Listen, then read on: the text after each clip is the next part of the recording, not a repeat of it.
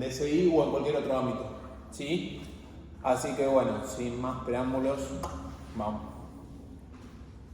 Entonces, ¿cuáles son los objetivos que me planteé para esta primera charla del testículo? Bueno, vamos a identificar ecográficamente las estructuras anatómicas del escroto y los componentes de esta. Vamos a ver lo que yo les insto a los residentes que aprendan, que es el protocolo de investigación, ¿sí? Porque básicamente, a diferencia de las otras modalidades diagnósticas, esto me habrán escuchado decirlo 1.000.000 de veces, pero a diferencia de las otras modalidades diagnósticas, ustedes que son todas personas educadas, si yo agarro y les doy una tomografía de lo que fuese o una resonancia de cerebro, si yo les doy 2 días para informarla, ustedes que son personas instruidas, en 2 días me van a venir con un informe, porque van a saber dónde leer, van a saber dónde buscar y demás, van a aprender y lo van a informar. Acá en ecografía tienen que aprender, ustedes ya que son residentes tienen que aprender a hacer los estudios, ¿sí? Horas transductor en mano. Entonces lo que vamos a hacer es vamos a aprender el protocolo de exploración, es decir, cuando agarro el transductor, ¿qué hago? ¿Sí?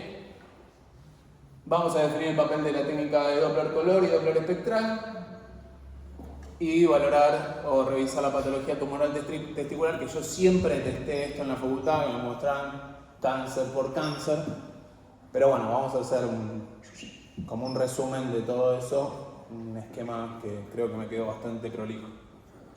¿Listos? Bueno, fantástico. Entonces, la anatomía del escroto está conformada por 7 capas: piel, fascia superficial, tejido subcutáneo, fascia espermática externa, músculo y fascia cremastéricos, la fascia espermática interna y la túnica vaginal. A grosso modo, la target, ya lo habrán visto, ¿no? Pero ¿qué debemos evaluar nosotros cuando hacemos la ecografía? ¿Sí? Lo que vamos a hacer es, vamos a ver el espesor o valorar el espesor de las cubiertas escrotales, la ecogenicidad del parénquima del testículo.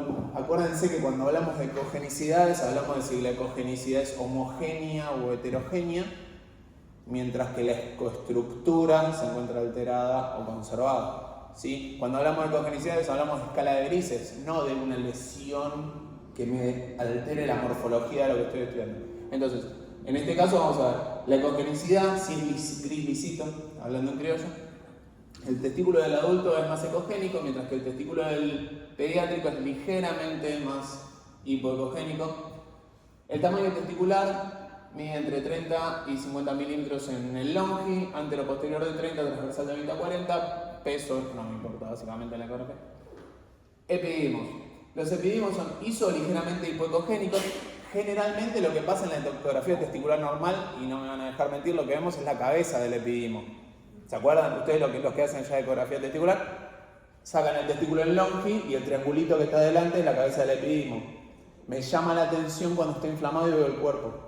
¿Sí? Y ahí es cuando digo, bueno, cuando ven el paciente que viene con dolor testicular y veo que está engrosado el cuerpo, ¿sí?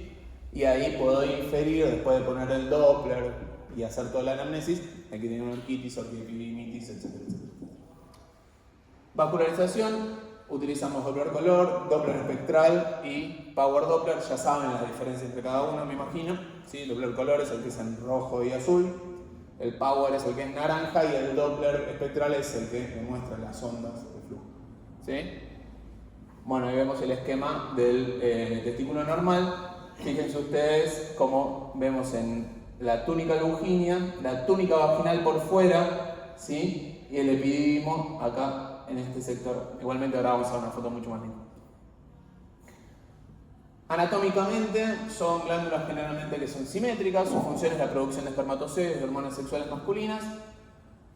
Tenemos la cabeza del epididimo, el cuerpo, ¿sí? El testículo, los túbulos seminíferos. Después van a ver que cuando hablemos de la red de testis y las dilataciones de la red de testis, esta parte interesa saberla para no comernos patología que en realidad no es. Y bueno, esquemáticamente de eso se trata. Entonces, básicamente lo que hacemos es, le pedimos al paciente que va a estar acostado, que tome la punta del pene, la lleve hacia el abdomen y de esa manera vamos a hacer un corte longitudinal y un corte transversal o axial de los testículos, ¿sí? Acá lo que estamos viendo es un longi, ese es el mediastino testicular, que es normal y es esperable de verlo, es un ganglio. y acá los testículos en axial. ¿Sí? Esto lo han hecho todos los que han hecho este tipo de ecografías. Y muchas veces, como todo, cuando tenemos dos, lo que hacemos es comparamos uno con el otro, y si no sé lo que estoy viendo, agarro y el que entiendo que es patológico lo describo, para que después el próximo que lo agarre más o menos sepa de qué se trata. Entonces, como dijimos anteriormente, el testículo va a tener un mediastino testicular, que es normal, entonces no se asusten al verlo. La red de testis, que son dilataciones de los conductos espermáticos. Hay veces que se producen grandes dilataciones de la red de testis que se pueden confundir con patología, pero no. Muy bien, en cuanto al epidídimo, es una estructura tubular que está situada en la cara posterior lateral del testículo, mide entre 6 y 7 centímetros y transporta el semen producido desde los conductos espermáticos dentro de los testículos hasta el conducto deferente. La cabeza mide entre 10 y 12 milímetros y se sitúa en el polo superior. Es lo que habitualmente vemos cuando vemos el longi, cuando hacemos el longi del testículo. Básicamente lo que tenemos que ver acá es la ecogenicidad, que sea homogénea, que no tenga lesiones focales, que la estructura no se encuentre alterada a expensas de quistes, por ejemplo. Y en cuanto al cuerpo, mide entre 2 y 4 milímetros de diámetro antero-posterior, ligeramente hipocogénico en relación al testículo y particularmente generalmente no lo vemos, ¿sí? O no nos llama la atención. Por eso cuando nos llama la atención y al paciente le duele, es una epididimitis. Cuando nos llama la atención y al paciente no le duele, me fijo la ecogenicidad y puedo pensar que es una epididimitis crónica. Le pregunto si alguna vez le dolió, ¿sí? Muy bien. Y después tenemos los apéndices testiculares, ¿sí? En cuanto a los apéndices testiculares, cuando los vemos por primera vez nos asustan porque nunca habíamos visto uno, entonces decimos, bueno, ¿qué es esto que le está colgando en la cabeza, en el polo cefálico del testículo? Bueno, son restos embrionarios. La más común de encontrar es la Hydatidea morgani. ¿Y cuándo reviste importancia? Cuando se torsiona. Cuando se torsiona genera mucho dolor hasta que se necrosa y se calcifica. Sí, pero es el diagnóstico diferencial de la torsión testicular. Entonces viene el paciente con dolor testicular y nosotros o el pediatra me lo manda desde la guardia pensando que es una torsión y por suerte es una torsión solamente la Hydatidea que no reviste mayor importancia que simplemente calmarle el dolor. Eso eventualmente, como les decía, se necrosa, se calcifica y listo. Eso ovoidea suele localizarse en la interfaz entre el testículo y el epidídimo. Generalmente lo que hacemos es, lo agarras en un longi, la ves acá en relación al polo superior y haces un parasagital de eso y ya tenés el epidídimo, ¿sí? Entonces por eso. Eso. No se asusten si la ven, descríbanla como tal, no pasa nada. En relación al conducto espermático, el contenido es el conducto deferente, las arterias cremastéricas diferencial y testicular, el plexo venoso pampiniforme, que lo vamos a ver cuando veamos el tema del varicocele, nervio genitofemoral, testicular y vasos.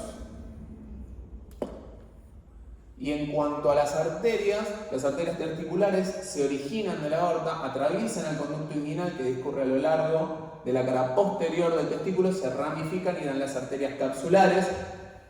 ¿Sí? Tenemos la testicular, dan las capsulares, voy a dar así, y después las capsulares dan las centrípetas y después las recurrentes que vuelven para atrás. En relación a las venas, el pleno pampiniforme drena el drenaje de los testículos y al confluir, el plexo pampiniforme, que está todo así como una bolsita ahí alrededor de los testículos, al confluir generan las venas testiculares que, mientras que la vena testicular, la derecha, drena directamente en la cava, la izquierda primero lo hace en la vena renal. Y es por eso que el varicocele es más común del lado izquierdo. ¿Sí? Uno va derecho y la otra tiene un bypass, o sea, un peaje acá, y eso hace que ante una situación de insuficiencia venosa se sienta más o se vea más o sea más predisponente del lado izquierdo. Entonces, ¿cuáles son las indicaciones del rastreo ecográfico? Escroto agudo, que es lo más importante. Localización y caracterización de masas escrotales, el paciente que se palpa una lesión, detección de tumores primarios ocultos, enfermedades metastásicas conocidas. ¿Por qué? Porque muchas veces los tumores testiculares metastatizan rápidamente, ¿sí? Entonces, lo que pasa es que el paciente va, se hace una placa de tórax, o se hace una tomo de tórax, o lo que fuese, y encontramos directamente las metástasis. Entonces, en el paciente joven, lo que hacemos es vamos y le hacemos una ecografía testicular. ¿Sí? Por eso, a eso va. Seguimiento de pacientes con microlitiasis testicular, localización de testículos no descendidos en pacientes muy chiquitos, y en pacientes más grandes, o en tratamiento de fertilidad, temas de varicocele. Entonces, esto es lo que aprende el residente de primer año, ¿sí? Esto, hace hemorrágico, es como que saltean todo el diagnóstico por imágenes para aprender las cosas más difíciles o más trascendentales, pero porque lógicamente están en una guardia, están en un hospital y tienen que aprender a hacer esto de toque, ¿sí? Entonces, como les decía antes, por ahí no saben ver la vesícula, o no saben ver el páncreas, pero tienen que saber esto. Es una urgencia urológica, dolor intenso, aparición brusca con irradiación ascendente homolateral y que en la mayoría de los casos aumenta el tamaño de la bolsa escrotal. La ecografía es el diagnóstico precoz de aquellas etiologías que deban ser resueltas de manera quirúrgica urgente a fin de evitar graves secuelas que implicaría el retraso del tratamiento. Básicamente que se le muera el testículo a la criatura. ¿Sí? El paciente con una torsión testicular no se sigue una torsión testicular, realmente duele. ¿Sí? Los chicos vomitan del dolor. Entonces, muchas veces el pediatra te despierta a las 4 de la mañana porque estás en la guardia, que sé yo, tengo una torsión testicular en la guardia. Básicamente es casi médico legal hacerle una ecografía a un paciente con dolor testicular, pediátrico particularmente. ¿Sí? Es como hacerle un FAST a un politraumatizado. O sea, tienen que estar en la historia. Entonces, muchas veces el pediatra ante un dolor testicular cualquiera te llama y le tenés que hacer la ecografía. A ciencia cierta, lo que pasa es que la torsión de un testículo duele y duele una bocha. O sea, le estoy diciendo chicos tirados, vomitando del dolor. Digo por si se encuentran con uno en una guardia, le va a doler. O sea, lo van a ver, ese pibe tiene. ¿Sí? Muy bien. Entonces, el escroto puede ser o una torsión testicular, una torsión del apéndice testicular, que es lo que habíamos visto, la más frecuente, la Hiatus de Morgan, una orquiepididimitis, orquitis, epidimitis u orquiepididimitis, hernias, edemas escrotales, por rozamiento, ¿verdad? O un traumatismo. ¿Sí? La torsión se produce a partir de la rotación del conducto espermático. Rara vez ocurre luego de los 20 años. Generalmente son pediátricos, con todo lo que conlleva, o sea, un chiquito que le duelen los testículos. Recontra difícil de evaluar, los padres mega demandantes, el pediatra histérico. Es toda una situación horrenda. Tiene dos picos de máxima frecuencia. Uno es en el periodo neonatal. La torsión es extravaginal, mientras que el otro es a los 14 años y la torsión es intravaginal. La tasa de preservación es del 80 al 100% si la cirugía se realiza dentro de las 5 o 6 horas. Es como una CB química, básicamente, ¿sí? Del comienzo del dolor. Y la tasa de preservación baja al 70% si la cirugía se realiza entre las 6 y 12 horas. Imagínense también una persona con los testículos torsionados más de 6 horas, o sea, es una crueldad total. Y luego pasa a 20% si se demora más de 12 horas. En realidad yo creo que todo esto está, el libro dice eso, pero en realidad nadie puede estar 12 horas con dolor de testículo. La ecografía del Doppler dolor es el estudio de elección para diagnosticar la causa del dolor escrotal agudo. ¿Sí? Este esquema me pareció muy bonito. Y bueno, nada, es terrible. Entonces, ¿qué pasa? Se torsiona el cordón espermático, se estrangula el drenaje venoso, las arterias que son de pared gruesa están permeables todavía, hay una intensa regurgitación, como todos los procesos inflamatorios que se producen por la obstrucción de algo, se empieza a hinchar, hasta que se jode las arterias. Y ahí se produce el infarto testicular. ¿Y a qué va con esto? Vos al principio se gira, se torsiona el cordón y vos ponés el Doppler ante el paciente que está vomitando de dolor y tiene flujo positivo. Pero lo que tiene positivo es el Doppler arterial, no tiene el venoso. Porque la vena, como no tiene músculo en la pared, al girarse se pierde el flujo venoso, pero todavía tengo arterial. Entonces vos te quedás tranquilo, no es una torsión. No, ojo. Porque lo que estás viendo es solo flujo arterial que está recién empezando y por eso no se comprometió el flujo arterial. Entonces, agudo, tengo flujo arterial. Se giró el cordón, se me comprometió el retorno venoso, todo eso empieza a aumentar la presión, y todo eso después se termina jodiendo el flujo arterial. Y ahí es cuando se me infarta el testículo. ¿Sí?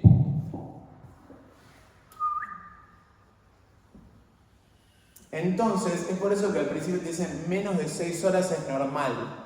Sí, normal porque vos ves la eco y todavía por ahí tengo un poco de edema representado por la disminución de la ecogenicidad del testículo en relación al contralateral en un paciente que no te deja, o sea, que está cerrado de gambas. Entiendan el contexto donde van a hacer esta ecografía. ¿Sí? O sea, a los gritos, la mamá estacándolo, todo mal. Apoyan y es todo normal. Tengo flujo. Ok, prende el Doppler. No, ojo, prende el arterial, no prende el venoso. ¿Sí? Por eso dice que primeras 6 horas es normal o puede ser normal, imagenológicamente hablando. Pero en realidad lo que está pasando es que todo se está edematizando, va a punto de cortarse. El testículo está aumentado de tamaño, de ecogenicidad disminuida, por esto que hablábamos del edema. El epidimo engrosado, de ecogenicidad heterogénea. Podemos ver una masa extratesticular a la palpación, que es en donde se hizo la torsión. ¿Sí?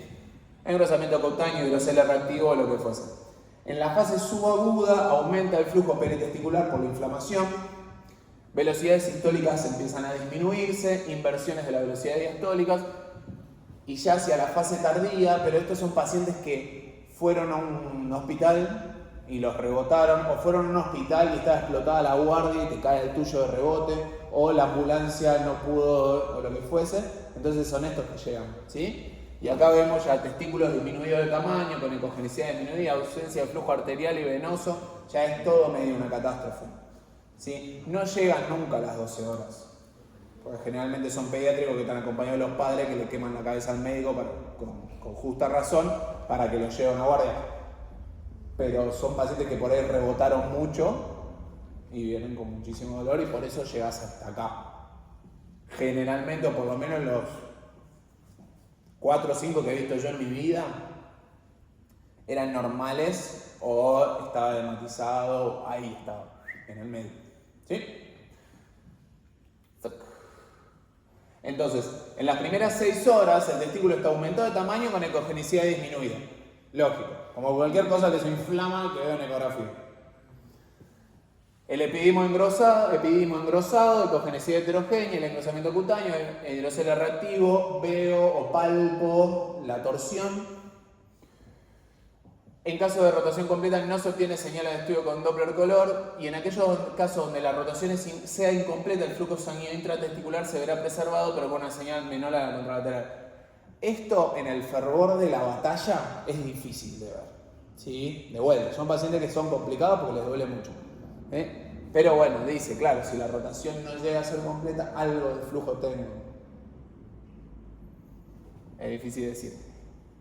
Esto más que agudo sería un subagudo, donde ya no veo cómo prende. ¿Sí? Sí vemos la ecogenicidad del testículo heterogénea producto del edema que está ahí adentro. ¿Sí? Y siempre comparándolo con el contralateral, que además al ser pediátrico vos apoyás el transductor una sola vez y ves los dos. Así. El testículo se aumenta de tamaño, la ecogenicidad es difusamente heterogénea, vemos el hidrocele reactivo acá en amarillo y ausencia, dice, acá, engrosamiento de las cubiertas, ¿se acuerdan que eran hasta 8 milímetros? Ausencia de flujo intratesticular e hiperemia peritesticular. ¿Qué es eso que está allá? Bueno, eso en cuanto a la torsión, ¿sí? Agudo, subagudo, tardío. Al principio parece todo normal, acuérdenselo como una isquemia del cerebro. Al principio parece todo normal, a lo sumo lo que veo es aumento del tamaño, disminución de la ecogenicidad por el edema, pierdo el flujo venoso, mantengo el arterial, subagudo, o sea, todo se incrementa hasta llegar a la isquemia testicular, producto de que se compromete el aporte sanguíneo arterial. ¿Listo? En cuanto a las torsiones de apéndices testiculares, es lo mismo en cuanto a sintomatología, pero realmente no reviste ninguna importancia más que hacer el diagnóstico diferencial del otro. Entre los 13 y 13 años de edad, esto me está volviendo loco, lo más común afectada es la diabetes de Morgani. Es de comienzo brusco, pero de menor intensidad que la torsión testicular, lógicamente. El dolor se localiza en el polo superior del testículo y a la palpación se puede detectar un nódulo que está ahí en el polo superior, o a la inspección se ve la gota azul, es signo de la gota azul, ¿sí? Que es eso. ¿Lo ven acá? Si entrecierran los ojos. Eso es. Esa es la diabetes de Morgani, que está torsionada, eso eventualmente se necrosa, se calcifica de vista. Ecográficamente vamos a ver aumento del tamaño, ecogenicidad, una masa adyacente al testículo de epidimo, signo de periapendicular, hidrocele reactivo, engrosamiento de la cuerda, pero lo que importa es que el testículo está bien. ¿Sí? Muy bien, eso en cuanto a torsión testicular, torsión del apéndice. Orquitis, epididimitis, es la causa más frecuente de dolor escrotal en varones jóvenes. En la infancia las causas son malformaciones genitourinarias por bacilos gram negativos, en menores de 35 años sexualmente activos, clamidia tricomatis, Neisseria gonorrea, más de 35 años Escherichia coli o pseudomonas, y causas no infecciosas, tratamientos con amiodoreno. Entre el 20 y el 40% de los casos de la epididimitis se asocian a orquitis. ¿Sí? El tratamiento es el mismo, entonces si ustedes agarran y le ponen que es una epididimitis, le ponen orquiepididimitis, nadie le va a decir nada, resolvieron al paciente, no es una torsión, no es un traumatismo. Aquellos que hacen guardias de Doppler o guardias de ecografía llegan un montón de estos, ¿sí? Lo que les importa es ver si es inflamatorio o no más. Entonces, ¿qué van a ver? Particularmente en la epididimitis, lo que hablamos al principio de la clase. Van a ver el cuerpo del epididimo, básicamente. ¿Por qué? Porque está engrosado. Aumento del tamaño del epididimo, focal, solamente en la cabeza, o global, en las flechas, que lo ven entero, yo tengo la cabeza y tengo todo el testículo. Esto parece más crónico, ¿sí? Pero es una foto vieja, no muy feliz. Pero sí, viste que está todo irregular, hay algunas calcifications.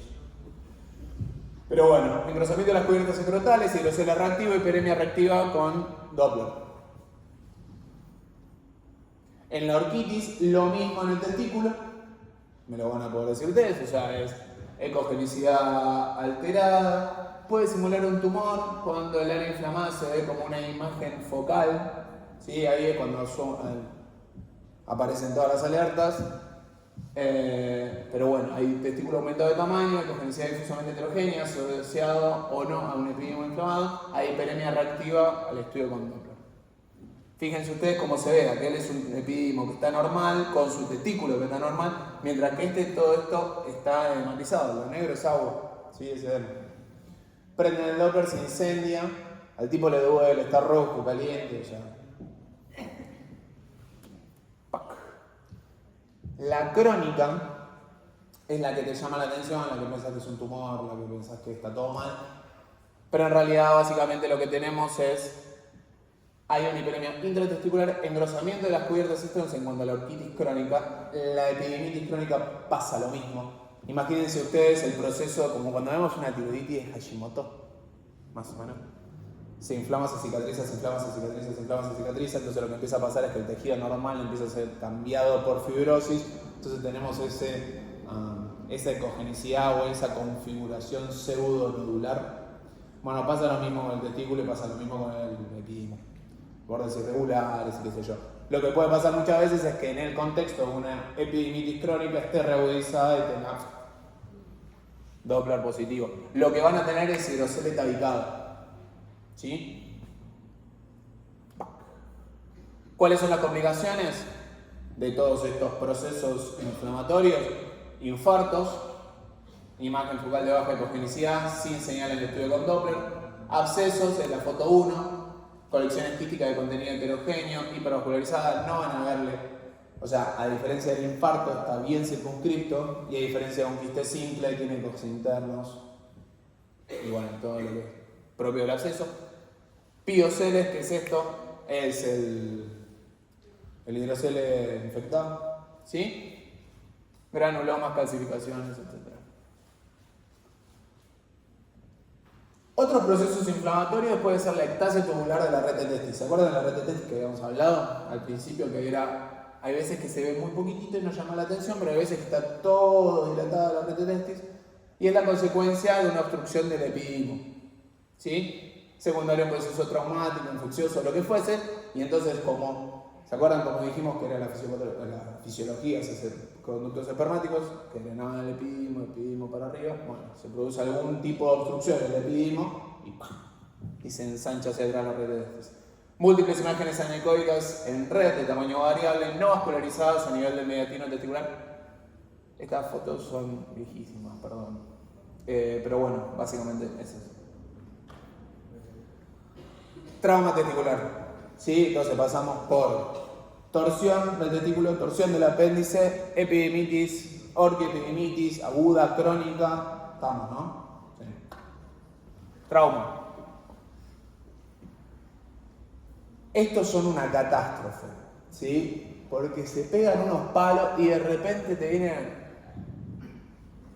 Bueno. Acá tenemos dos cosas, o sea, puede ser que esté afectado el escroto simplemente sin el testículo, entonces tenemos sangre en la bolsa escrotal, o que rompamos el testículo. Entonces, fíjense ustedes, tenemos un hematoma parietal en cuanto a la foto, quiere decir que el testículo está ok, allá, ¿sí? Engrosamiento focal o difuso, hematocele en la fase aguda, el hematocele, digamos, en la fase aguda, lógicamente, como es sangre fresca, es anecoica. A medida que se va organizando, van a aparecer como si fuese un quiste hemorrágico en los ovarios. ¿Sí? Ok. Como que estoy pasando por toda la anatomía haciendo... fase tardía presenta todavía, que es lógicamente hematomas intratesticulares, son áreas de congenicidad heterogénea secundarias a la presencia de edema y hemorragia. La ruptura testicular es la pérdida del contorno normal liso por interrupción de la túnica albuginea. Ahora lo vamos a ver en una foto. O del mediastino testicular, en ocasiones se ve como una línea de fractura, me da impresión. Se ve una línea de fractura hipocogénica asociada a un hematocele, hematoma testicular, un desastre. ¿Sí? Entonces, hematocele organizado con formación de un coágulo, ¿sí? Es la flecha, eso que ven allá. Yo les estoy señalando con el dedo, pero puedo señalar con esto. Ustedes lo ven, ¿no? Estamos hablando más. O sea, es esto, ¿sí? Dice organizado porque en realidad esta es la parte aguda.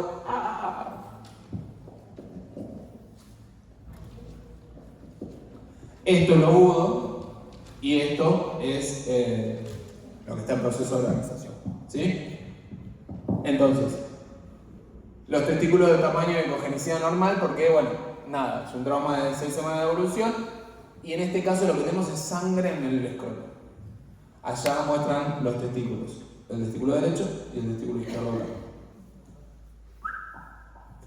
Fractura testicular.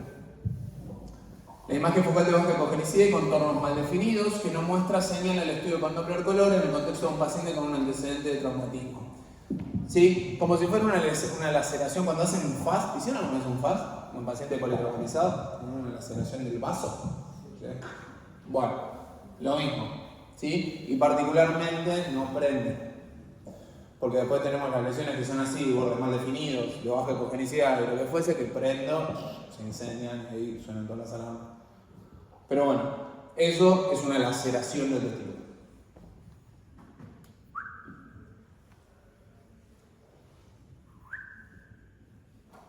Fractura.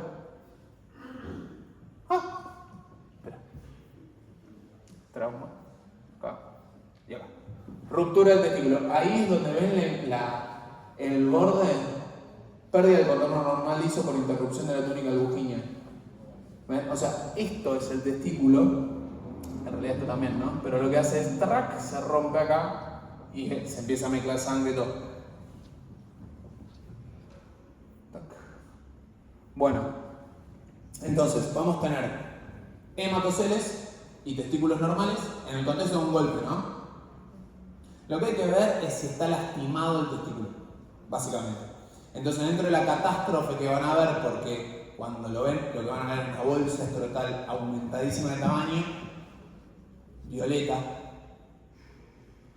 Tienen que tener la templanza de ese tipo que está a los gritos, ver si lo que está roto es el testículo o es solamente sangre en la bolsa escrotal.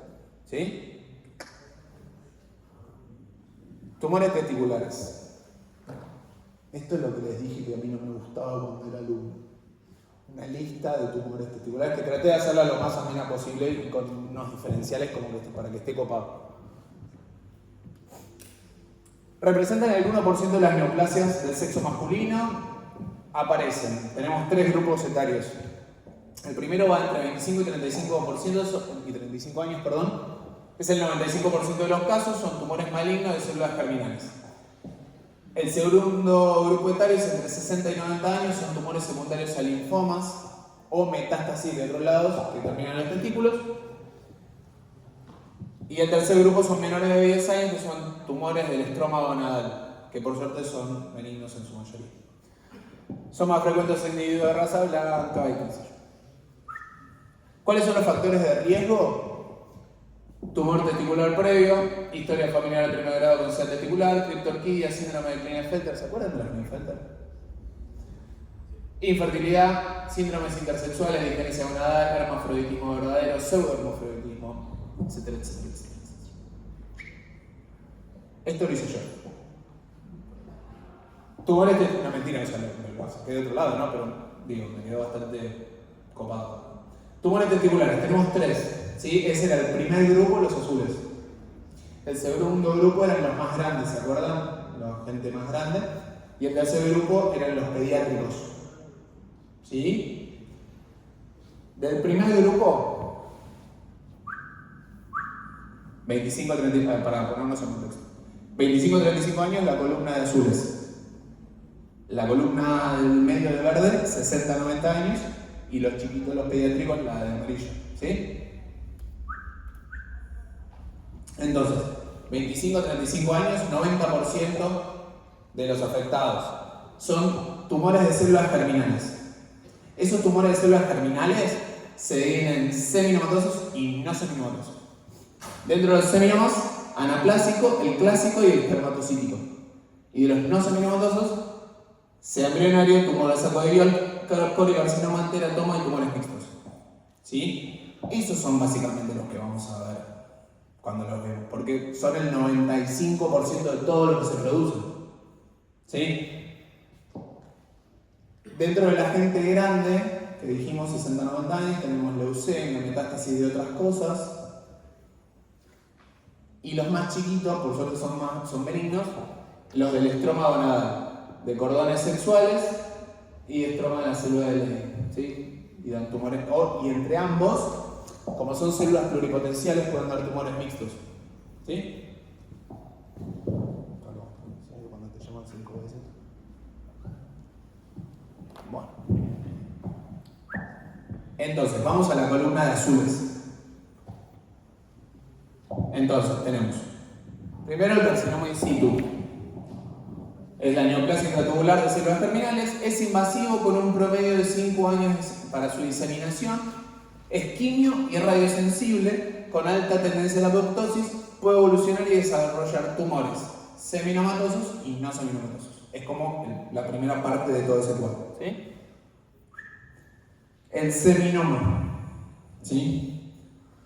Es el tumor más frecuente, entre el 35 y el 50% de los tumores testiculares. Es más frecuente en pacientes criptorquídicos, el pico etario es a los 30 años, como decíamos al principio, el crecimiento y la propagación es lento, asincrónico, son radiosensibles, la supervivencia es mayor del 95% en 5 años, y el 15% está compuesto de células de inciso y trofoblástico, porque acá la onda es la siguiente, ustedes lo que van a hacer es van a ver una lesión en el testículo en un paciente X, ¿sí? Van a describir esa lesión, si se acuerdan de esta clase van a poner lo que se acuerden en cuanto a la vascularización, el tamaño, qué sé yo, pero en definitiva lo que van a hacer es, van a recomendar valorar en el contexto clínico, ¿no? Y con los resultados de laboratorio. Porque lo que van a hacer los flacos es van a ver si aumenta o no aumenta la subunidad beta de la gonadotrofina coriónica humana. Acá la onda con los con los CD de testículo es que algunos lo aumentan, otros no lo aumentan y demás. y a partir después de eso es que hacen la quimioterapia, o sea, el tratamiento quimio específico. ¿Se entiende cómo es? Entonces, ustedes van a dar todo de ustedes para describir de la mejor manera y tirar el diagnóstico diferencial más acertado, pero lo que va a pasar es que cuando se encuentren con un sedal de testículo, el árbol les va a tapar el bosque, van a decir, no, ¿por dónde empiezo? Ellos lo van a describir y en definitiva el urólogo lo que va a hacer es, lo va a comparar, le va a hacer un perfil hormonal y va a ver qué onda. Los seminomas aumentan la subunidad, ¿sí? Y nunca aumentan la alfa-fetoproteína. Entonces esto es más para el urólogo. Esto es para ustedes. ¿Cómo se ven los seminomas? Son masas hipocogénicas de tamaño variable, bien delimitadas de aspecto lobular, de constructura alterada, expresa, lo escribí tal cual el informe, de constructura alterada expresa de imágenes quísticas por obstrucción de la red de testis, hipervascularizadas, con tamaño, la vascularización toma mucha importancia en estos casos, y particularmente para ustedes que van a hacer estos estudios, porque hay algunos que están muy vascularizados, otros que no están muy vascularizados. En cuanto a los seminomas, que son los más frecuentes, acuérdense que son lisos, o sea, van a ver el tumor en el testículo, no se asusten, son tumores lisos, lobulados, muy vascularizados, el testículo está aumentado globalmente de tamaño, se encuentran confinados a la bujinia, ¿sí? Está dentro del testículo, ¿sí? El 20% puede presentar adenomegalias retroperitoneales y las calcificaciones son infrecuentes. Eso. A esto después ustedes les piden tomarlo, pantaquean, porque dijimos que metastatizan rápidamente. Le pueden pedir una resonancia de pelvis, porque tiene características que en la resonancia se ven, son hipointensos en T2, ¿sí? Restringen en la difu. Y como están muy vascularizados, aumentan en el T1 congado. Bueno, presentaciones menos comunes son imágenes de baja ecogenicidad de márgenes definidos sin lobulaciones, sin calcio, en imágenes quísticas. Acuérdense que lo más frecuente que veamos es que tengan imágenes quísticas relacionadas. Y si no, en este caso de la foto 2, ecogenicidad disminuida difusamente heterogénea, contornos lobulados con calcificaciones. ¿Sí? Generalmente son más grandes, más vascularizados. Seminomatosos. No seminomatosos, dentro de los azules. Carcinoma embrionario. Es el segundo más frecuente luego del seminoma. No vamos a ir todos, vamos a agarrar los más representativos. Es el segundo más frecuente luego del seminoma. La edad promedio, como estamos en la columna de los azules, de 25 a 35 años. Tiene menor tamaño que el seminoma, salvo esas presentaciones menos frecuentes que vimos en la diapositiva anterior. Son muy agresivos. ¿Se acuerdan que el otro tenía una tasa de supervivencia del 95% a 5 años? Bueno, estos no. Son muy agresivos, metástasis sanguíneas y linfáticas, invade la túnica albuginea. Entonces ustedes ya saben que los más frecuentes, el primero y el segundo más frecuente, uno no invade, el otro sí. Entonces ustedes ya le pueden tirar la onda al tipo de qué es lo que les parece que es, si uno u otro, y después el tipo lo confirma con el tema del aumento, esto aumenta las dos. ¿Sí? Entonces ese es el análisis detectivesco que uno va haciendo. O le aportas el tema de las imágenes, hasta dónde llega cada cosa, y el loco le hace estos perfiles, y en este caso, a diferencia del seminomatoso que nunca aumentaba la alfa-fetoproteína, este aumenta las dos. ¿Listo? Porque después imagenológicamente te vas a volver loco, loca. ¿Sí? Los dos son de baja. En este caso, a diferencia del anterior, y como en las cosas malas, los bordes están mal definidos, ¿sí? Con áreas de hemorragia, fibrosis, calcificaciones. Invade la túnica albuginea. Acuérdense que estos son más chiquitos que los otros, pero tienen pinta de más malos. E invaden la túnica, como dijimos, ¿ven? Acá. Se va para allá. Complementariamente, ustedes lo que van a hacer es lo van a pantaquear a ese paciente. ¿Sí? Y lo que van a ver es, tanto en la RX de tórax como en la tomografía, van a ver la famosa suelta de globos. En la ecografía abdominal lo que pueden ver son ganglios intercaboórticos, retroaórticos, lateroaórticos. ¿Sí? ¿Qué es esto? Esto que está acá. Esta es la aorta. Y acá están los ganglios. ¿Sí? Esta es la cava. Muy bien. Estos están dentro de lo azul, ¿se acuerdan del cuadrito azul? No seminomatosos. En esa listita de los no seminomatosos están estos. ¿Sí? Conocido también por tumor del seno endodérmico, saco vitelino, carcinoma embrionario infantil, huerquidoblastoma, más frecuente en la población pediátrica, representa el 60%, el 80%, menos de 2 años, infrecuente en adultos, pronóstico es muy bueno, en formas puras son quimiosensibles, las formas mixtas son de peor pronóstico, se hace metástasis a pulmón y aumenta la alfa-fetoproteína. Este estaba en el CEP, no quiero volver para atrás, pero no, si son pediátricos, no estaba eso. ¿Qué pasa con el tumor del saco de York?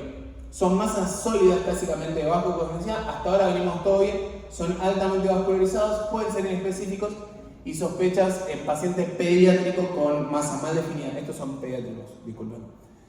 Con masas mal definidas heterogéneas que condicionan el aumento del tamaño testicular.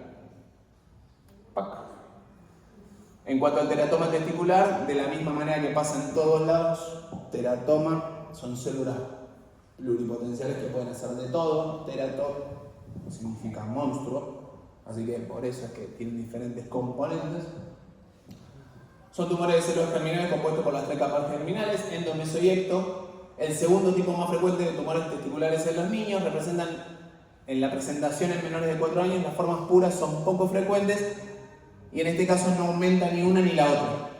¿Sí? Son mayormente benignos, sus manifestaciones clínicas se dan por el efecto de masa, del 3 al 6% presentan manifestación maligna.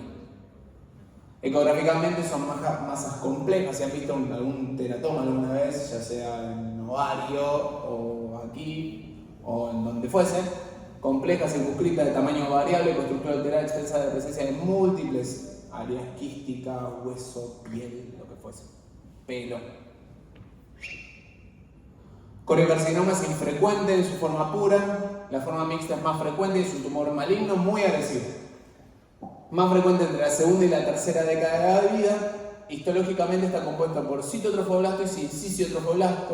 Aumenta mucho la gonadotrofina, la subunidad beta, genera ginecomastia y el tema de que aumente muchísimo la subunidad beta es un factor de mal pronóstico. La tasa de supervivencia es menor al 48% en 5 años. En este caso son masas sólidas isoecogénicas de contornos poco definidos. Estas son difíciles de ver porque son muy parecidas al tejido testicular normal. Tienen calcificaciones, son muy infrecuentes, invaden de la misma. Bueno, fíjense ustedes cómo los que son más agresivos tienen pinta de agresivos, ¿sí?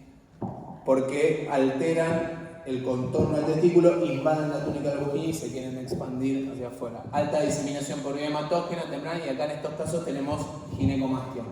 ¿Sí? Fíjense ustedes en la primera imagen de la tomografía, en esa ventana de parénquima, como en el pectoral izquierdo tienen desarrollo de la glándula. ¿Ven en azul? Y acá lo que tenemos son conglomerados intercaboórticos, retroaórticos, lateroaórticos. ¿Sí? Y allá te muestran un nodulini que tiene más pinta de granuloma que de metástasis, pero bueno. Tumores mixtos de células germinales, la edad media es de 30 años, histológicamente está formado por más de un tipo de célula germinal, puede ser seminomatoso o no seminomatoso, carcinoma embrionario, teratoma, saco de York son los componentes más frecuentes, no son radiosensibles y los hallazgos ecográficos son variables según qué células lo representan. En cuanto a los tumores del estroma gonadal, estos sí eran los de la columna amarillo propiamente dicho. Más frecuentes de los tumores estromales, representan el 4% de los tumores testiculares. Estos se producen a cualquier edad, el 3% puede ser bilateral, el 90% son benignos y el 10% son malignos. Nada, básicamente lo que hace es aumentan las hormonas, entonces puede producir endocrinopatías, virilización, ginecomastia del 30%. Los hallazgos son nódulos sólidos, pequeño tamaño o baja hipogenicidad, pueden aumentar el tamaño y extensas de áreas de quísticas y hemorragias y particularmente de necrosis, ¿sí? Y están altamente vascularizados y lo hay que sospechar malignidad de estos tumores cuando miden más de 5 centímetros. Les prometo que este es el último. Porque peor que recibir la clase así es raro, porque los tenés que nombrar. Representan el 1% de todos los tumores testiculares, aparecen en cualquier edad, ginecomastia es poco frecuente, el 80 o 90% es benigno y signos de malignidad pueden ser que sean más de 5 centímetros con presencia de necrosis. Lógicamente se aumenta rápidamente esa necrosis central porque no le da la vascularización, ¿no? Como todo. Y ecográficamente son masas de baja hipogenicidad, redondeadas, que ustedes ahí bien delimitadas. Todavía faltan las metástasis. Generalmente son menores de 4 centímetros, más de 5, sospechar malignidad, son multifocales y bilaterales. En los tipos más de 60 años lo que teníamos son las metástasis, ¿sí? Linfoma, leucemia o metástasis de próstata o pulmón. En cuanto al linfoma, son lesiones de pequeño tamaño, hipoecogénicas y homogéneas, o pueden ser lesiones de gran tamaño que reemplazan el parénquima testicular en su completo. Allá tenemos, ¿ven? Y eso en cuanto a los tumores, ¿sí? Microlitiasis testicular. Este lo puse porque yo tenía un residente que informaba mucho de litiasis testicular, ¿sí? Calcificaciones, litiasis testicular. Y vino una vez Rivero y me dijo, decirle que pare porque todos vienen, o sea, activan todas las alarmas.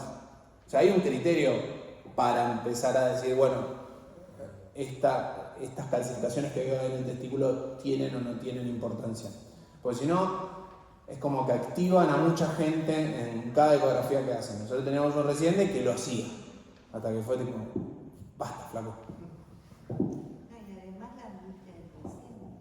Todo. Entonces se iba con un informe diciendo que tenía microlitiasis y de poco más que tenía un turulo puesto. Y el urólogo que nos manda a nosotros los pacientes me dijo, hace algo con este muchacho porque todos me los matan a los pacientes. Guille, ¿quién lo conoce? Guille. Se caracteriza por la existencia de microcalcificaciones dentro de los túbulos seminíferos. Es poco frecuente y generalmente es un hallazgo incidental durante la realización de la ecografía frontal. A partir de esta clase, mañana todos van a empezar a ver litiasis testicular, ¿sí? Entonces no empiecen a informar como locos, a menos que le pongan el grado, ¿sí? Entonces, ¿cómo es la onda con esto? La definición generalmente aceptada de la microlitiasis testicular es la presencia de 5 o más pequeños focos ecogénicos dentro del testículo con un tamaño que oscila entre 1 y 3 milímetros de diámetro, ¿sí? No afectan la forma ni el tamaño del testículo, simplemente aparecen. O sea, ahora recapitulando en sus cabecitas, se acuerdan que vieron esto. El tema es que no sabían cómo informarlo. No.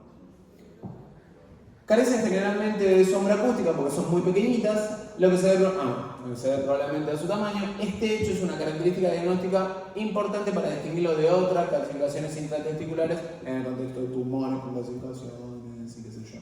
O lesiones testiculares que se fibrosaron, se calcificaron, etc. Si van a hablar de microlitiasis testicular, ¿sí? Empezamos con un grupito de más de 5, ¿sí? Entonces no sean como Guille, que todo era litiasis. Y a partir de ahí lo gradúan. 1, 2 o 3, y es fácil, porque es de 5 a 10, de 10 a 20 o más de 20. Y solo ponen eso. Y que se arregle el urólogo. Porque después, compatible en primera instancia con, y generan una angustia en el paciente que no tienen que tener.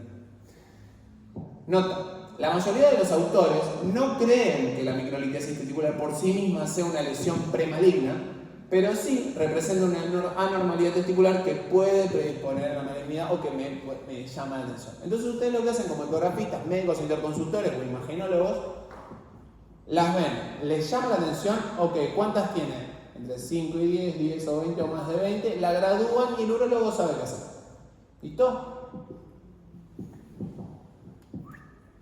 Y no comentarle nada al paciente, Claro. Porque hay dos posturas. O no le comento nada al paciente, o si le voy a comentar, le explico, pero lo contengo.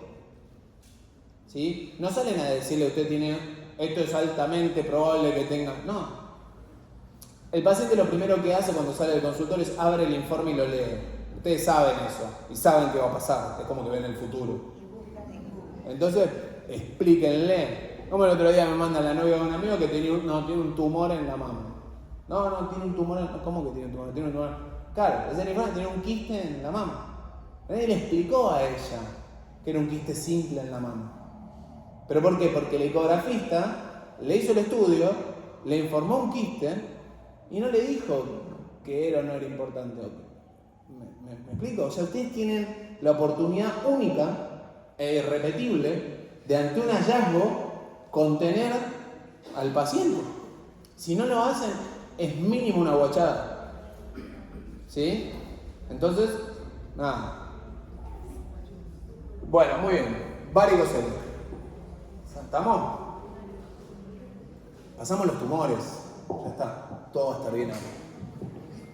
Varicocele. Del varicocele hay dos cosas. Van a ver que hay una clasificación imaginológica que es medio extensa, que la vamos a pasar rápido, pero porque básicamente el urólogo cuando recibe nuestro informe lo que hacen es, tiene 3 grados el varicocele. El 3 se opera, corta la 8. ¿Sí? Entonces nosotros en la práctica diaria, más allá de esta clasificación que les voy a mostrar, lo que hacemos es, a ver, chicos, chicas, ya me habrán escuchado decir esto. Ustedes son médicos interconsultores, pueden usar las clasificaciones que crean, lean o les gusten, pero en definitiva trabajan para otro médico. ¿Sí? Ustedes lo que hacen es le dan el informe de la manera que les sirva más al otro médico. Entonces, si ustedes le ponen una clasificación que no usa nadie, no sirve. En cambio, si hablan en el mismo lenguaje que el urólogo que te está dando en cuenta de esto, ¿sí? 1, 2 o 3. El tipo sabe si va a cuchillo o no va a dar flor. ¿Sí? Entonces vamos a aprender las dos cosas. Dilatación y tortuosidad anormal de las venas espermáticas y o del plexo pambiniforme está abajo del testículo. ¿Sí? Ese es el enmarañado de vasos venosos que está abajo del testículo. Normalmente el diámetro de las venas del plexo pambiniforme oscila entre 0,5 y 1,5 milímetros. Más de 2 milímetros, a nosotros nos decían al principio, más de 2 milímetros está dilatado. Ok, bueno, con una vena principal de drenaje de hasta 2 milímetros de diámetro. 2 era el número. La incidencia en la población general es entre el 10 y el 15%, el 15 a 20% son adultos, entre el 30 y el 50% de los varones con infertilidad primaria tienen problema con el varicocele por un aumento de temperatura. ¿Sí? Suele aparecer con la pubertad teniendo una frecuencia del 16% en adolescentes, es la causa más frecuente de infertilidad. ¿Por qué? Porque se congestiona todo el tema ahí, se mueren los espermatozoides y demás. Es más común del lado izquierdo, porque drena primero en la vena renal. ¿Sí? Pasa lo mismo ¿cómo se llama? El varicocele pelviano en las mujeres. Es más frecuente en el lado izquierdo. ¿Y cuáles son las causas? La incompetencia valvular dentro del sistema venoso espermático interno, el incremento del flujo arterial en la pubertad que excede la capacidad de drenaje del sistema venoso. Es una forma muy políticamente correcta de decir calentones. Incremento del flujo arterial en la pubertad que excede la capacidad de drenaje. Fenómeno de cascanueces, diferencias en la presión hidrostática, niveles elevados de óxido nítrico o alteraciones en las fibras musculares lisas. ¿Sí? Entonces, tenemos 3 grados. Un grado 0 subclínico, que se detecta con ecografía imperceptible en la exploración. Un grado 1, que es palpable solo con balsable. Grado 2, palpable en la bipedestación. Y grado 3, visible a través de la piel escrotal. Esto nosotros lo extrapolamos a la ecografía y más o menos tratamos de entrar en esta clasificación. ¿Sí? Porque lo que hacen los urólogos es operan en el grado 3. ¿Sí? Entonces lo que tienen que hacer es entre 1 y 2, pero entre 2 y 3 sí tienen que pegarle, ¿sí? Porque 1 y 2 le van a dar daflón o lo que fuese, pero grado 3 es como que va al cuchillo. Entonces, lo que vemos son dilataciones del plexo pampiniforme, ponen el transductor abajo en los testículos, y vemos venas de entre 2 y 3 milímetros de diámetro.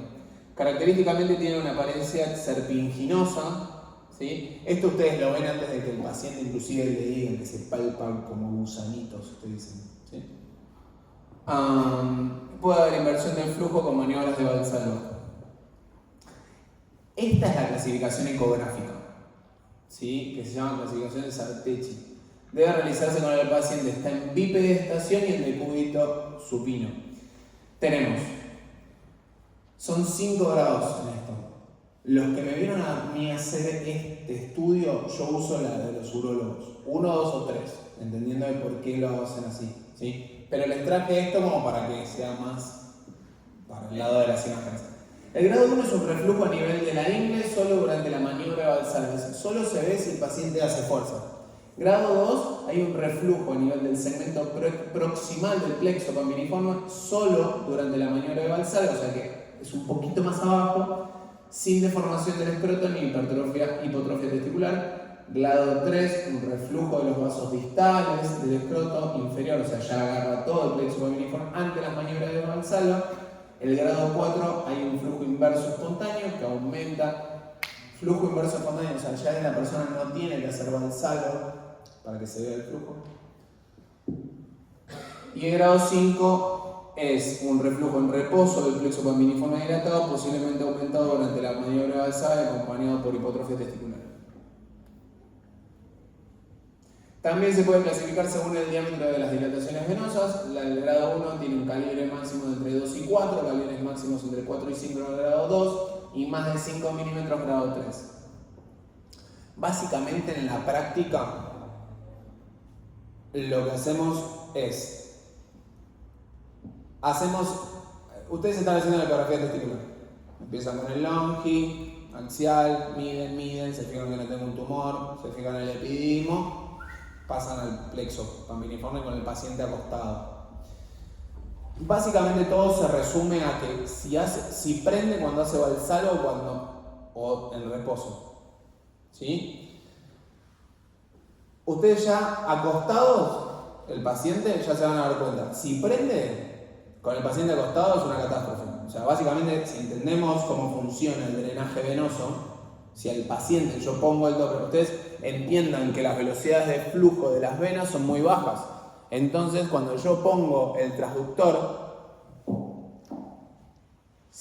a diferencia de las arterias, como las venas tienen bajas velocidades de flujo, veo todos tubitos negros. Solo sí voy a ver flujo en las venas de los plexos pampiniformes, si yo lo apoyo en una femoral, sí. Pero en los plexos pampiniformes voy a ver flujo cuando le pido al paciente que haga Valsalva, ¿sí? Aumenta la presión y veo el flujo. Entonces, en condiciones normales, cualquier varón que está acá que no tenga un varicocele, si yo lo acuesto y le hago una ecografía, no voy a ver nada cuando prendo el Doppler, ¿sí? Entonces, partimos de eso. Yo agarro y al paciente le digo, si yo agarro y el tipo está acostado, le apoyo el traductor, prendo el Doppler y prende, está todo mal. Grado 3 al cuchillo, ¿sí? Ahora, agarro y le digo, hago fuerza. Todo dentro del contexto de venas que me llaman la atención, ¿no? De más de 2 milímetros. Hago fuerza. Se engurgitan. Cuando suelta la Valsalva, se apagan, ¿sí? Si solamente están dilatadas y se apaga rápidamente, es un grado 1. Si cuando yo le hago de hacer fuerza y suelta, me quedan 1, 2, cuento, y luego se apagan, es grado 2. Todo eso sí está acostado, ¿sí? Entonces ustedes ahí ya pueden ver si es grado 1, grado 2 o grado 3 estando acostado. Después lo paro al paciente. y hago lo mismo. Si el paciente se para y solamente con la gravedad aumenta el flujo sin hacer valsalva, lo mismo, grado 3. ¿Sí? Y grado 1 y grado 2 depende de cuánto tarda en apagarse el Doppler cuando lo va a hacer valsalva. ¿Sí? Es muy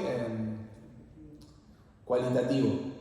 ¿Sí? Vieron que tienen cosas que se clasifican cuantitativamente y cualitativamente. Bueno, esto es básicamente así. O sea, prende, no prende, si prende, cuánto tarda en apagarse. ¿Sí? Si ponen grado 3, a ver, al urólogo no le va a importar si le ponen los segundos de cosas. Si le ponen grado 3, lo va a operar. Por eso tienen que ser juiciosos en esa parte. Entonces, ¿cómo es la onda acá? Testículo derecho, de forma y tamaño conservado, con un diámetro longitudinal de 36 por 26 milímetros. Presencia de dilataciones varicosas posteriores. En caso de número con diámetros mayores de 5 milímetros, según el diámetro de su grado 3, hallazgos en relación a varicoceles moderados, severo, grado 3, según clasificación de Sartechi. Bueno, básicamente les explica la clasificación de Sartechi. Conclusiones de esta clase. La ecografía en cuanto a la ecografía testicular.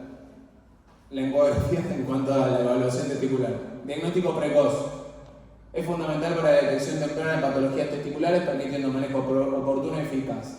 Las patologías más frecuentes las identifica de manera eficiente, ¿sí? Así como también la patología del cancerígeno. Bajo costo, accesibilidad, es no invasiva, alta sensibilidad y especificidad, particularmente en la evaluación del testículo. La ecografía es muy sensible y muy específica, nos permite hacer seguimiento, nos permite educar a los pacientes porque promueve la conciencia sobre la salud testicular para que se hagan los autoexámenes, para ver si a la palpación se sienten algo y demás, y así no solo después hacer el estudio. Se puede usar en diferentes poblaciones, de diferentes grupos etarios, y se deberían integrar en protocolos de salud para que obviamente se hagan screening de este tipo de patologías. ¿Sí? Muy bien, esta es la clase testicular.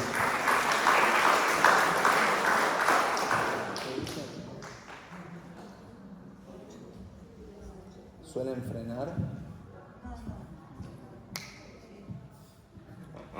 Bueno, de una. ¿Frenamos 5 minutos o agarramos y vamos con pene? Pene, ¿no? De una. Permiso.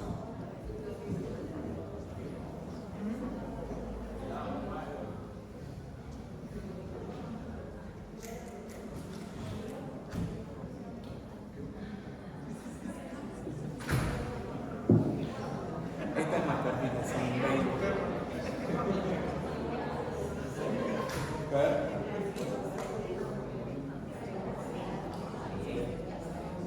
Dale, mi amor.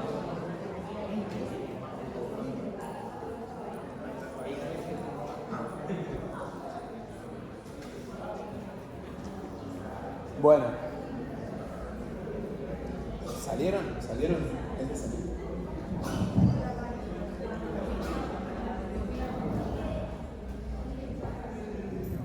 Bueno, ¿vamos?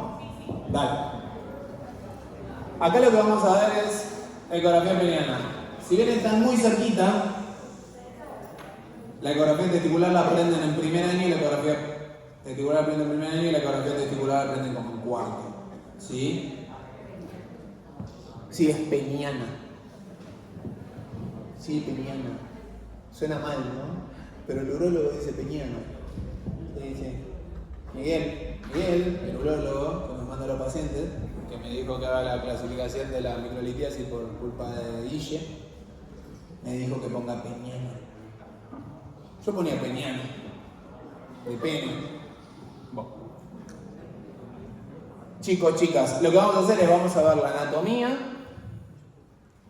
¿sí? De la región peniana y la anatomía comparada por ultrasonografía, ¿sí? Vamos a determinar el rol de la ecografía en el estudio con pacientes con disfunción eréctil y creo que hay algo de trauma. ¿Qué? ¿Vieron alguna vez una fractura de pene? Me da cosa acá. ¡Ah!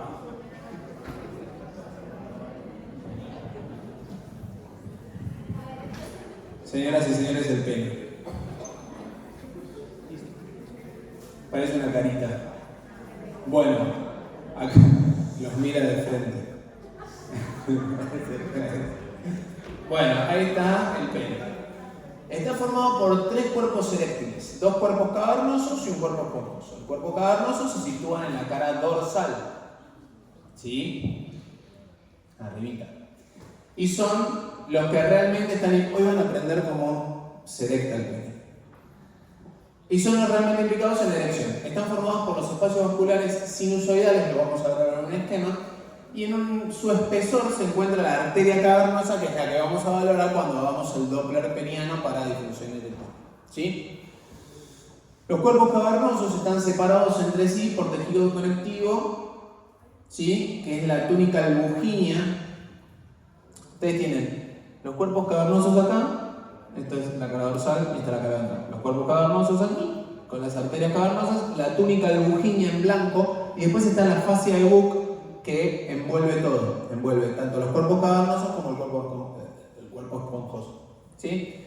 El cuerpo esponjoso se sitúa en la cara ventral y es el soporte de la uretra peniana, que es la boquita de nuestra mascarita. Y su función y morfología está más implicada en el proceso de la micción. Contiene la arteria del cuerpo esponjoso. Ambos, los cuerpos cavernosos y el cuerpo esponjoso, están recubiertos por la fascia de Buck, ¿sí? Que los separa del tejido celular subcutáneo. ¿Listo? Como un paquetito de cosas. Me encanta la pantalla. Entonces, arterias. Su aporte arterial depende de la arteria pudenda interna, que es rama de la ilíaca interna, que da las ramas en este orden. Tienen arteria vulvar, arterias cavernosas, sus ramas reciben el nombre de licinas cortas o largas, ¿sí? Viene la pudenda, que viene la arteria dorsal, las cavernosas y las circunflejas, y la arteria dorsal del pene por fuera de la albuginea y dentro de la fascia de Buck, que se encarga del aporte de la superficie peniana. ¿Sí? Tuki. En relación a las venas, el sistema venoso tiene un doble sistema con una vena superficial y una profunda en el dorso. La vena dorsal superficial, ¿sí?, se sitúa por fuera de la fascia de Buck. La fascia de Buck era la que recubría todo, ¿sí? Y se encarga del drenaje venoso del tejido superficial. El sistema es tributario del sistema venoso ilíaco externo. La vena dorsal profunda del pene transcurre entre las dos fases, ¿sí?, entre la albuginea y la fascia de Buck, y recoge la sangre de los sinusoides a través de las venas emisarias y circunflejas, y es tributario del sistema venoso ilíaco interno. Esta es la que va a participar en el tema de erección, qué sé yo, y son las que vamos a valorar cuando vemos el tema de disfunción. Entonces, todo está al revés, ¿sí? O sea, la carita, ¿se acuerdan de la carita? Está al revés. Estos son los cuerpos cavernosos y ese es el cuerpo esponjoso. Porque ustedes, cuando apoyan el transductor, lo apoyan en la cara ventral del pene. Le piden al paciente que agarre la punta y la lleve para arriba, para la panza. Entonces, todo lo que vieron en la carita está al revés. Cuerpo esponjoso así y cuerpo cavernoso. Entonces, en la imagen A, lo que vemos son los cuerpos cavernosos con estrellas azules. Acá, ¿sí? La albuginea, que dijimos que era lo que envolvía solo los cuerpos cavernosos. Luego vemos flecha celeste, el cuerpo esponjoso, y la flecha roja es la fascia de Buck. ¿Sí? Entonces, si lo giran así, tienen la mascarita del esquema. En la imagen B, lo que ven son las arterias cavernosas, ¿sí?, que es la que van a valorar en el Doppler peniano, y las helicinas flecha amarilla, que en realidad simplemente les van a complicar la vida cuando quieran para los cavernosos, ¿sí? En longi vemos, en la imagen A, la de arriba, vemos, pasa lo mismo, o sea, queda el cuerpo esponjoso tocando el transductor, ¿sí? Entonces, Vemos el cuerpo cavernoso con la estrella azul, el cuerpo esponjoso con la estrella roja, en el medio la Lugini, por fuera bueno, la fascia de Buck, y acá lo que les está mostrando ahí es un área de fibrosis que está ahí en el cuerpo esponjoso, en el cuerpo cavernoso, perdón. Y aquí abajo lo que vemos son las arterias semicinas, así, y la arteria cavernosa, ¿sí? Que van a tener dos. Ustedes cuando hacen el estudio lo que hacen es lo ponen en longi, o sea, las ubican en axial, y después lo ponen en longi y evalúan la velocidad de flujo ahí. Muy bien, ¿qué es la disfunción eréctil? Es la incapacidad parcial o total del hombre para alcanzar y o mantener una erección con una rigidez suficiente que le permita la relación sexual satisfactoria. La erección es un proceso neurohemodinámico activo que ocurre en un marco endocrino adecuado ante diversos estímulos y en un contexto psicosocial conveniente. ¿Sí? Entonces, ¿cómo se erecta el pene? Todo esto que les voy a decir lo van a ver en un esquema muy bonito que está a continuación. En el estado de reposo, los sinusoides, que están dentro de los cuerpos cavernosos, están colapsados. ¿Sí? Las venas emisarias, que eran las que estaban escritas en rojo, en la parte de abajo de cuando hablamos de las venas, drenan el contenido hacia la vena dorsal del pene. ¿Sí? Y en este estado el pene presenta un flujo de alta resistencia debido al tono adrenérgico. Básicamente las venas están drenando la sangre que están dentro de los sinusoides. ¿Sí? Ok. Ante la presencia del estímulo, cualquiera sea, se produce una activación del sistema parasimpático, acetilcolina, que tiene efecto en el músculo liso y las células endoteliales. Entonces lo que pasa es que se produce la relajación del músculo liso de las arteriolas y de los sinusoides. Y en este momento aparece un flujo de baja resistencia. ¿Se acuerdan cuando hacemos Doppler que tenemos flujos de alta y de baja? Y los de baja son aquellos que meten sangre, como cuando vemos las uterinas en las embarazadas, que cambia de alta a baja, porque llega mucha sangre. Bueno, acá ante el estímulo, toma el control del sistema nervioso parasimpático, las arterias y arteriolas cambian de ser de alta resistencia, ¿se acuerdan? Espectro, a ser de baja, llenar el órgano. Y cuando se llenan estos sinusoides, el mismo llenado hace que se corte el drenaje. La distensión sinusoidal provoca la compresión de las venas emisarias y esto produce una limitación del drenaje venoso y la ingurgitación peniana responsable de la erección que se mantiene debido al sistema parasimpático. El mismo llenado de los sinusoides hace que se comprometa, entre comillas, el drenaje y por eso queda ahí tumefacto. En reposo y en erección. En reposo, esos son los cuerpos cavernosos. Entonces, en reposo los sinusoides están colapsados.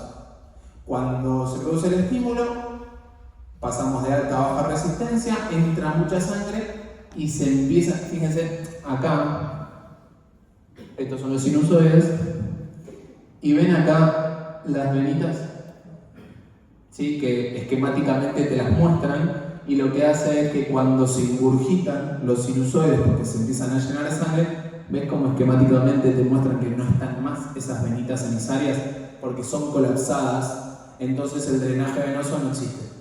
Entonces queda toda la sangre. Entonces, las venas emisarias de la vena dorsal del pene están, ¿no? En la erección, la dilatación de los sinusoides, en el círculo verde, obliteración de las venas emisarias de la vena dorsal del pene, que es acá esquemáticamente lo de la flecha verde. Bueno, así funciona. Entonces, ¿cómo lo estudiamos? Lo que hacemos es historia clínica, examen físico, laboratorio, pido. Hay centros de referencia que se ocupan solamente de hacer este tipo de estudios, ¿sí? Nosotros cuando lo vemos en DSI o cuando lo vemos en cualquier otro ámbito que no sea de referencia, no hacemos este estudio que vamos a ver ahora, ¿sí? Que es la inyección intracavernosa de drogas vasoactivas, ¿sí? Digo porque después van a tener que venir a pinchar penes. No. Historia clínica. No, eso es reentusiasmo. No, Doki, hacemos eso. No, yo no voy a pinchar ningún pene. Pero debe hacer el urólogo eso. Claro, porque además puedes hacer unos priapismos tipo. Lo debe hacer el urólogo y el control posterior lo tiene que hacer el urólogo. No lo Claro, tiene que hacer pero esto es a los minutos. Vos cuando haces la inyección lo controlás a los 5, 10, 15. O sea, tiene que haber una persona capacitada de controlar esa elección. Que no sos vos, Miguel. Historia clínica. Examen físico, laboratorio, monitoreo nocturno de la tumescencia veniana, exámenes vasculares, ahí entramos nosotros, y exámenes neurofisiológicos. ¿De qué va el estudio este? Evaluación Doppler con drogas activas. ¿Cómo es la técnica? Lo que hacemos es primero valoramos la pared de las arterias cavernosas. ¿Sí? Hacemos un corte axial, encontramos las arterias cavernosas, vemos el longi, medimos el calibre de las arterias cavernosas, que en condiciones basales tienen que ser entre 0.2 y 1 minuto. Y vemos los BPS, los volúmenes de pico sistólico de las arterias, ¿sí? Que tienen que ser entre 15 y 17 centímetros por segundo. Luego de hacer eso en basal, lo que hacen los especialistas en esto, inyectan el Trimix, que es un conjunto de prostaglandina, fentolamina, papaverina, en fin. La cuestión es que inyectes una inyección intracavernosa de esto. Y lo que hacemos luego, o lo que hacen es, miden el calibre de las arterias cavernosas post-inyección, las cuales duplican su calibre, y miden las velocidades sistólicas post-inyección. El BPS pasa de 15 de 17, pasa a 25 centímetros por segundo, y el BFD, que es el volumen de fin de diástole, lo tienen el volumen de fin de diástole cuando ven el espectro, ¿sí? Tengo BPS, y antes de que salga la próxima sístole, ese volumen, ese valor, ahora tiene que ser menor a 5 centímetros por segundo. Eso me habla de que está entrando mucha sangre y sale poca, que es la fisiología de la elección, ¿sí? Bueno, ese es el contexto. Que el BPS sea mayor de 25 centímetros por segundo está diciendo que reaccionó. Y que el BFD sea menos de 5 centímetros por segundo quiere decir que no se me está yendo sangre. A partir de esos dos parámetros es que vamos a tener diferentes tipos de patologías. Flacos que no pueden meter sangre, flacos que pueden meter sangre pero sacan mucha, ¿sí? Y así los diferentes tipos de difusión. ¿Ok? Entonces, ¿cómo es la banda acá? Se va a alcanzar una velocidad de pico sistólico en BPS mínima de 25 centímetros por segundo. Esto es tras la inyección, lo cual supone un aporte suficiente capaz de distender los sinusoides que vimos en el esquema, ¿sí? Anterior. Y debe tener un volumen de fin de diástole, un BFD menor a 5 centímetros por segundo, lo que asegura que la sangre se acumula en los sinusoides y no se drena. Porque imagínense, el que puede meter la sangre, pero después se le drena, ¿entienden? Entonces, hay tipos que no llegan a la elección, pero los que llegan a la elección pero se les baja. Y es porque el problema es venoso. Hay una fuga venosa. Exactamente, hay una fuga. Entonces, hacemos las mediciones a los 5, los 10 y a los 15 minutos. Hacemos no, yo no hago nada, lo hacen estos tipos que hacen esto, ¿sí? Post-inyección. Y tienen, ahora vamos a verlo esto con fotos ecográficas, ¿no? Pero esquemáticamente tenemos estos diferentes grupos. Tenemos un basal, ¿sí? Una velocidad basal, una velocidad sistólica y un volumen de fin de diástole. El grupo 1 tiene todo normal. El grupo 2, que es un déficit arterial leve, es anormal en el basal, es decir, no llego a 15 centímetros por segundo de BPS, pero cuando le pongo el Trimix funciona, ¿sí? A esos tipos le das Viagra y andan, ¿sí?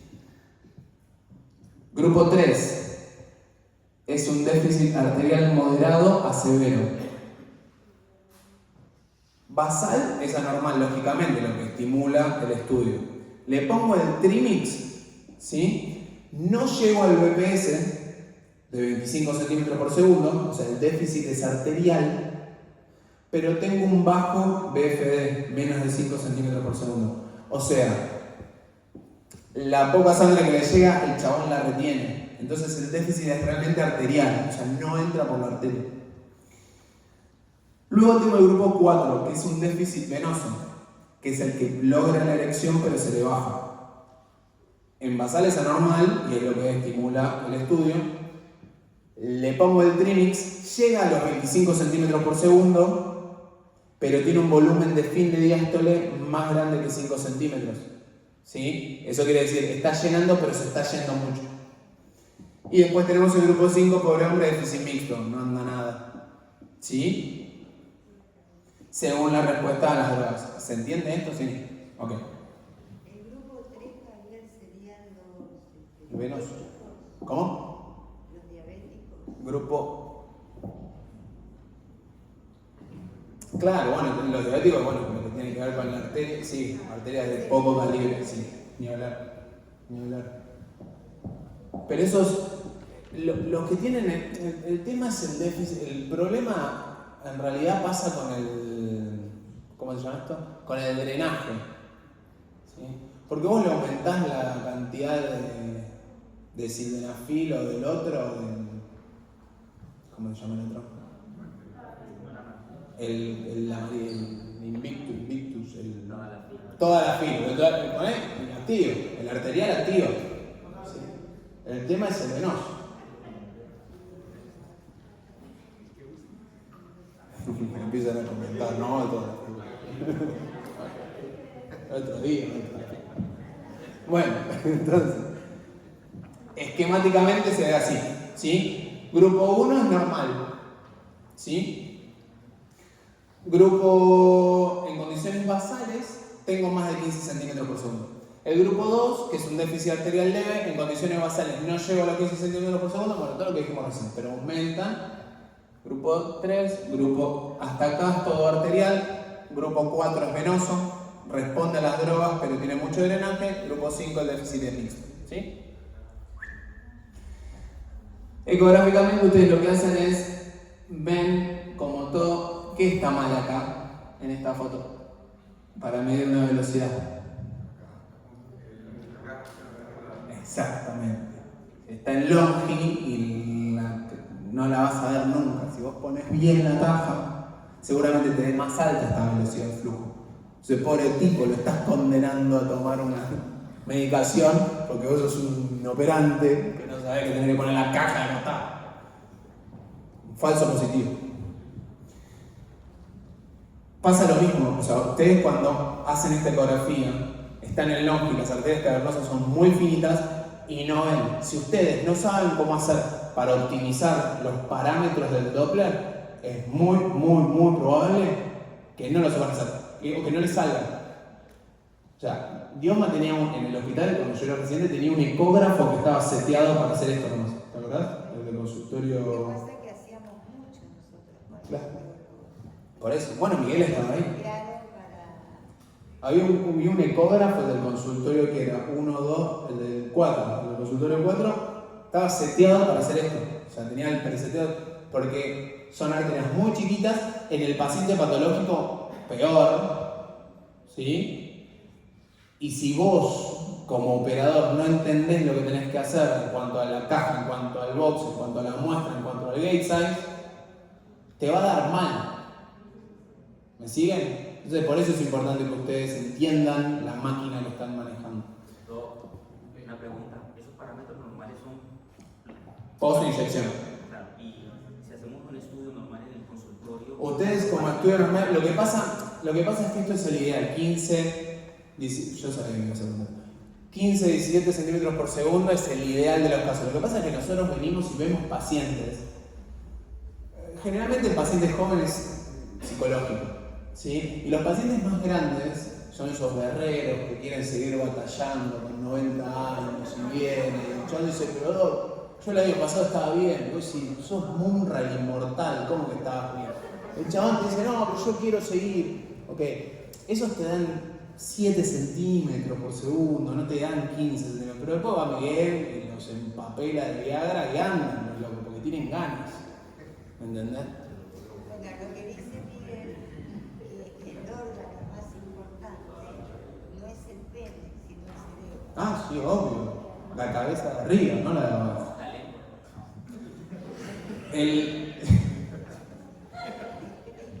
Lo que hace. Sos una bestia. No, lo que pide el urólogo es que le pongan la velocidad de flujo. ¿Por qué? Porque es muy difícil que si viene a la consulta un tipo grande le dé 15 centímetros por segundo en basal y vos no vas a estar inyectando trimix en el consultorio. Pero que vos le pongas la velocidad de pico sistólico, aunque te dé 6, 7, ¿sí? A él le da la pauta para poder medicarlo con justificativo. ¿Sí? Entonces por ahí ni siquiera tenés que ponerle en el informe que tiene insuficiencia arterial, porque también eso hace que le condicionás el valero al paciente, que es todo empeora toda la situación. Entonces lo que haces es, el neurólogo te dice, vos poneme los centímetros por segundo de BPS, y yo después me arreglo. Y así funciona en la práctica. ¿Sí? Esto es post-inyección, esto es un parámetro normal. Tras inyección de la prostaglandinas, tenemos más de 25 centímetros de BPS y menos de 5 centímetros por segundo de BFD. ¿Sí? Llena mucho y drena poco, como tiene que ser. En el paciente que lo imaginamos con insuficiencia arterial severa, fíjense, tiene un BPS acá. ¿Sí? El A, aquel. Muestra una insuficiencia arterial con un BPS de 6 centímetros por segundo y un volumen de fin de diástole de 1.6. O sea, está bien el volumen de fin de diástole, pero realmente no llega a los 25 centímetros por segundo. ¿Sí? Allá, perdón. ¿Ven? El primero que dice B max, bueno, no llega a 6. Y en este caso es una insuficiencia arterial leve, tiene un BPS de 23 y un volumen de fin de diástole que está normal. ¿Sí? Bueno, básicamente eso. Así es que van desculando de qué se trata cada uno. Si llega o no llega al BPS o si llega o no llega al BFD. A y B ilustra el ejemplo de insuficiencia venosa cavernosa. Llega con el BFD, tiene un BPS de más de 25 centímetros por segundo, pero el volumen de fin de diástole es más de 5 centímetros por segundo, es decir, llena, pero drena mucho. Sí, era el grupo 4, ¿sí? Grupo 1 normal, grupo 2 arterial leve, grupo 3 arterial moderado, 4 venoso mixto. Combinada no hace ni nada, ni uno ni otro, no llega a los 25 centímetros y se le pasa los 5 centímetros de BFD. En cuanto al Doppler con drogas vasoactivas, las ventajas es que permite una evaluación de la leuquimia, de su espesor, la presencia de placa de fibrosis y la fibrosis vena, que son otras cosas que escapan a esta clase. Porque esto era una diapositiva que estaba en conjunto con otra clase de fibrosis del pene. Pero permite evaluar el calibre de las arterias cavernosas en condiciones basales y post-inyección de fármacos y posibilita la velocidad de medición de velocidad de flujo. Esto es lo que importa. Desventajas es que es un procedimiento mega invasivo, requiere la aceptación del paciente, hay mucho miedo de la inyección, la ansiedad del paciente puede alterar los resultados, necesidad de controles alejados y hay una posibilidad de un priapismo prolongado que es doloroso. ¿Sí? En cuanto a las conclusiones, similares a las de la ecografía testicular, diagnóstico preciso, es un rol clave el estudio ecográfico porque nos permite un abordaje que nos permita, como nos pide Rivero a nosotros, me permite justificar la medicación. Vos agarrás, me ponés en los centímetros por segundo que tiene de BPS y yo a partir de ahí lo puedo medicar. Entonces, por eso es importante. Valoramos la función eréctil, bajo riesgo, no es invasiva, siempre y cuando no inyectemos las drogas. Complementario de otros exámenes, facilitación del tratamiento personalizado. Fíjense que la información obtenida a través de la ecografía permite a los médicos diseñar tratamientos específicos, entendiendo si es un déficit arterial o venoso o es mixto o es psicógeno. en el caso que me dé normal, porque el tipo que le da normal después va y no puede conseguir la erección. Y vos le estás diciendo, pero flaco, vos tenés los caños bien. Entonces ahí lo mandás al psicólogo. Monitoreo del tratamiento, educación del paciente y fomento del enfoque multidisciplinario entre psicólogos, endocrinólogos, urólogos y demás. Terminado. Bueno.